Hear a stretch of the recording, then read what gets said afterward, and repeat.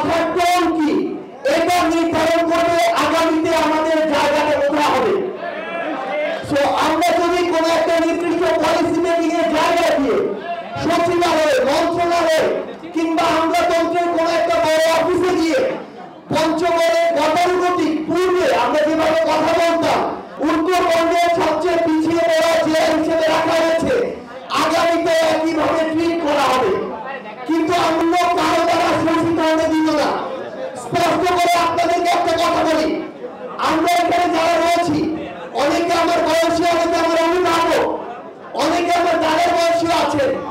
আপনারা আমাদেরকে কাজ দিবেন যে এই পঞ্চগড়ের এই উপজেলার ইউনিয়ন এই ওসি টাকা খায়, ঠিক মতো কাজ করে না, একে পরিবর্তন করতে হবে।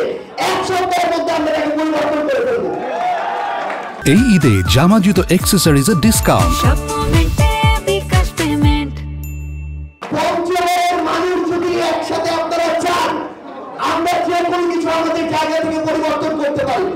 এখানে আমাদের সম্মানিত ব্যবস্থা সাহেব রয়েছেন, আমির সাহেব রয়েছেন, আজাদ অঞ্চল থেকে অনেকেই রয়েছেন। আপনারা আসুন, আমরা একসাথে মিলে কাজ ভাগ করে নেই।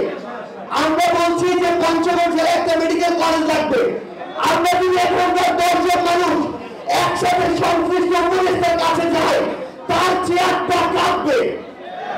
আমাদেরকে ওইভাবে কাজ করতে হবে। আমাদের দল আলাদা হতে পারে, মত আলাদা হতে পারে, কিন্তু যখন পঞ্চগড়ের স্বার্থ হবে আমরা যদি একসাথে কাজ করি এটা সম্ভব। এর আগে জেলা সমিতির একটা মিটিং হয়েছিল কেআইবিতে, বলেছিল পঞ্চগড়ের ইতিহাসে কখনো বিচারপতি হয়নি, এখন আমাদের বিচারপতি আছে। এর আগে এরকম বলা হয়েছিল পঞ্চগড়ের ইতিহাসে কখনো আইজিপি হয়নি, আমাদের আইজিপি ছিল। আপনারা একসাথে ঐক্যবদ্ধ হন যে আগামীতে পঞ্চগড়ের ইতিহাসে আগামী 1 দশকের মধ্যে একজন প্রধানমন্ত্রী আসবে, পঞ্চগড়ের প্রধানমন্ত্রী হবে। আমরা শুধু আপনাদেরকে অনুরোধ করি, পঞ্চগড়ের জন্য অনেক উন্নয়নমূলক কর্মকাণ্ড হাতে নেওয়া হয়েছে। আমরা জেলা প্রশাসনে যিনি দায়িত্ব পালন করছেন আমাদের ডিসি সাহেব, উনাকে বলা হয়েছে ইউনিয়ন